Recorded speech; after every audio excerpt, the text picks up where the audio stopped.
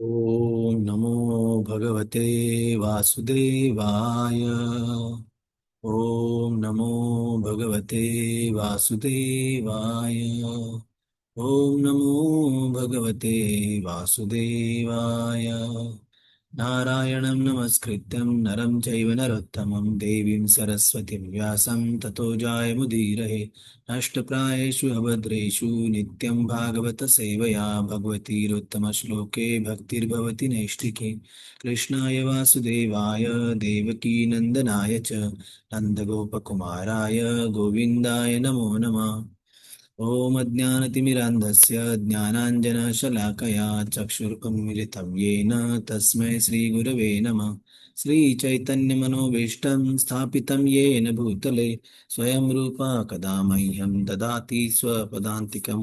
वन्देऽहं श्रीगुरो श्रीयुतपदकमलं श्रीगुरून् वैष्णवांश्च श्रीरूपां साग्रजातां सहगणा रघुनाथान्वितं तं सजीवम् साद्वैतं सावधूतं परिजनासहितं कृष्णचैतन्यदेवं श्रीराधा कृष्णपदान् सहगणा ललिता श्रीविशाखान्वितांश्च नमः। ॐ विष्णुपदाय कृष्णप्रेष्ठाय भूतले श्रीमते भक्तिवेदान्त स्वामिनिति नामिने। नमस्ते सरस्वती देवे गौरवाणी प्रचारिणे निर्विशेष शून्यवादी पाश्चात्यदेशतारिणे। नमो महावदान्याय कृष्णप्रेमप्रदायते कृष्णाय कृष्णचैतन्य नाम्ने गौरत्विषे नमः। हे कृष्ण करुणा सिंधु दीनबंधु जगतपते गोपेश गोपिकाकांत राधाकांत नमस्तुते। तप्त कांचन गौरांगी राधे वृंदावनेश्वरी वृषभानुसुते देवी प्रणमामि हरिप्रिये। वाञ्छाकल्पतरुभ्यश्च कृपा सिन्धुभ्य एव च पतितानां पावनेभ्यो वैष्णवेभ्यो नमो नमः। जय श्री कृष्ण चैतन्य प्रभु नित्यानंद श्री अद्वैत गदाधर श्रीवासादि गौर भक्तवृंद। हरे Krishna Krishna Krishna Hare Hare Hare Ram Ram Ram Hare Hare. Hare Krishna.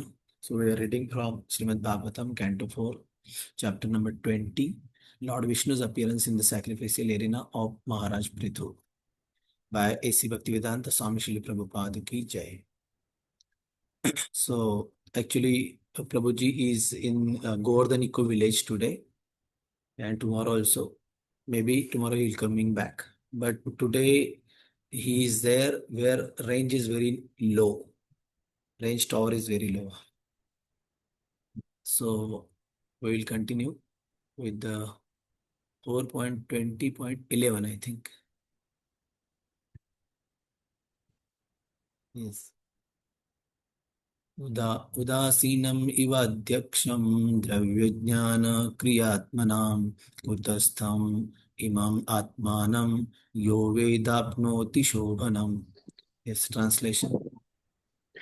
Anyone who knows that this material body, made of the five gross elements, the sense organs, the working senses, and the mind, is simply supervised by the fixed soul, is eligible to be liberated from material bondage.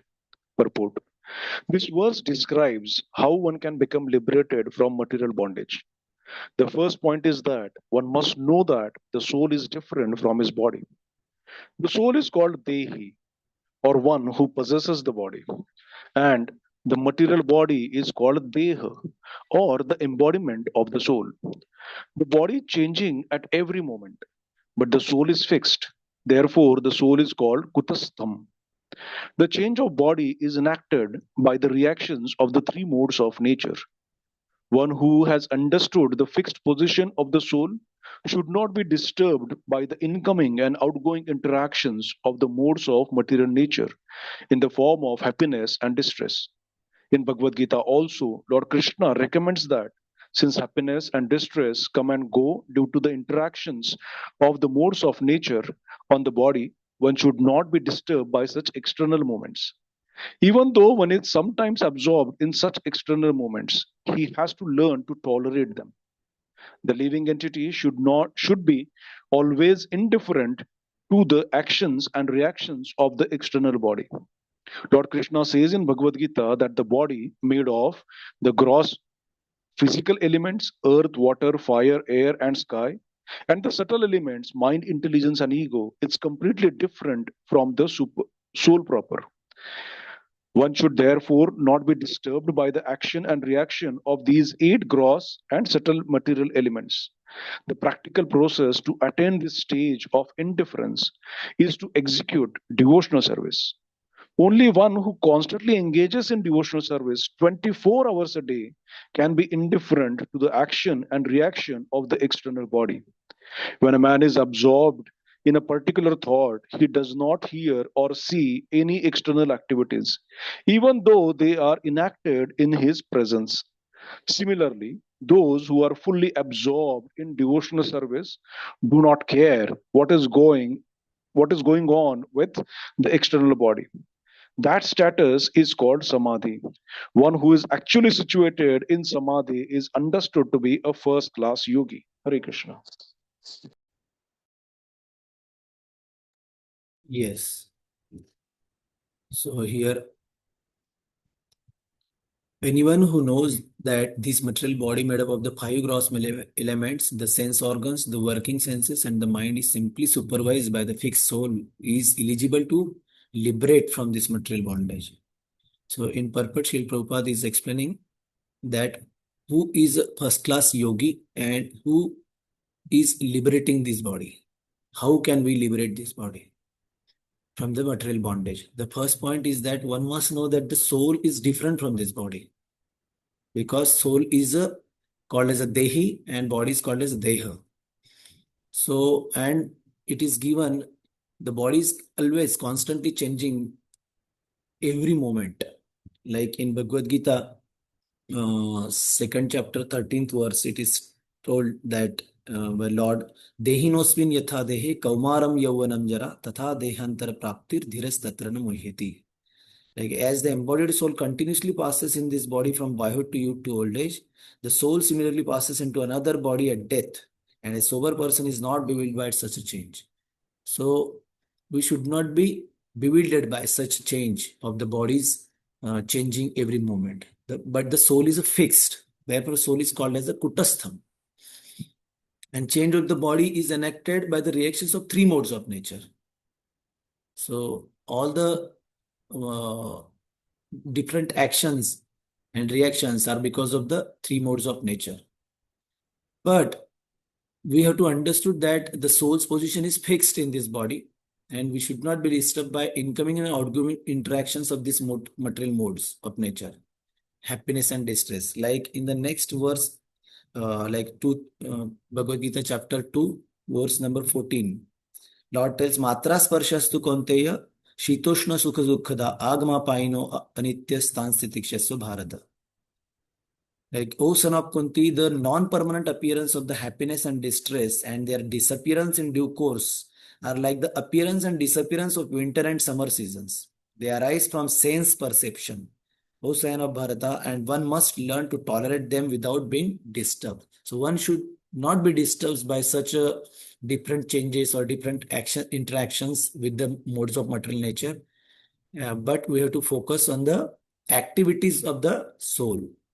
And how one can perform those things. So in the next paragraph, Srila Prabhupada is explaining about the Prakriti Ashtada, like 8 elements by which the body is made up of. The 5 physical elements, that is earth, water, air, ether, fire, and the subtle elements are mind, intelligence, and false ego. In this Bhagavad Gita, in the 7th chapter, 4th verse, it is given that Bhumi Rapo Nalo Vayu Kham Mano Buddhirevacha Ahankara iti amme Bhinna Prakrutishtada. So our soul is completely different from this 8 gross, 5 gross and 3 subtle material elements. But if only one who is constantly engages in devotional service 24 hours a day can be indifferent to the actions and reactions of the external body. So 24 into 7, we have to be always in the devotional service, engaged in the devotional service. And in the last lines, Srila Prabhupada is mentioning about who is performing the devotional service 24 hours a day and do not care what is going on with the external body that status is called as the samadhi, and one who is actually situated in this samadhi is understood to be the first class yogi. Like in the 6th chapter of Bhagavad Gita, 47th verse, Lord says that yoginam api sarvesham madgatinanantaratmanah shraddhavana bhajante mam same yukta tame matah.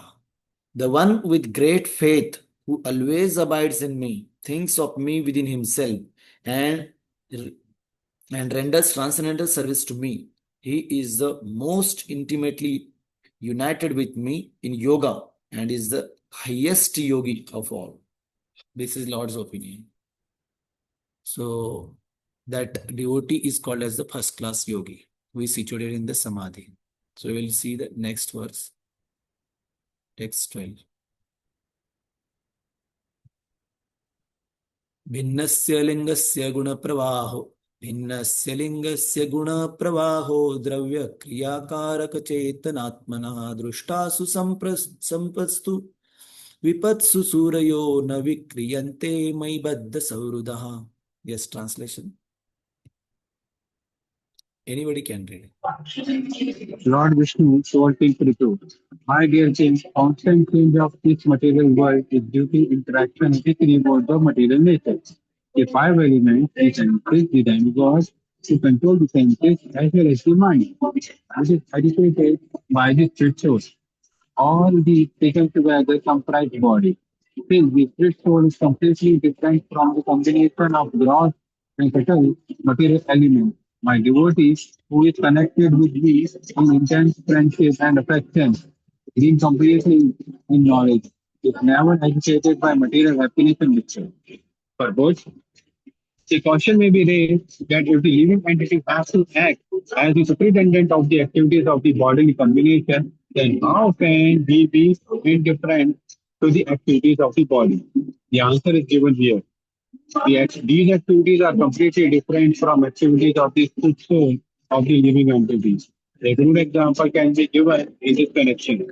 A businessman riding in a motor car sits in the car, supervises running, and advises the driver.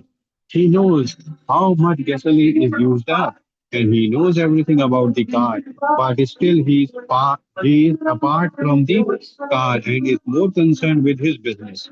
Even while riding in the car, he thinks of his business and his office. He has no connection with the car, although he is sitting there. The businessman is always absorbed in the thoughts of his business, so the living entity can be absorbed in thoughts of rendering loving service to the Lord. Then it will be possible to remain separate from the activities of the material body. This position of neutrality can be possible only for a devotee. The word Baddha Sohirda, bound in friendship, is particularly used here. Karmis, Jnanis, and Yogis cannot be bound in devotional service. Karmis fully engage in activities of the body.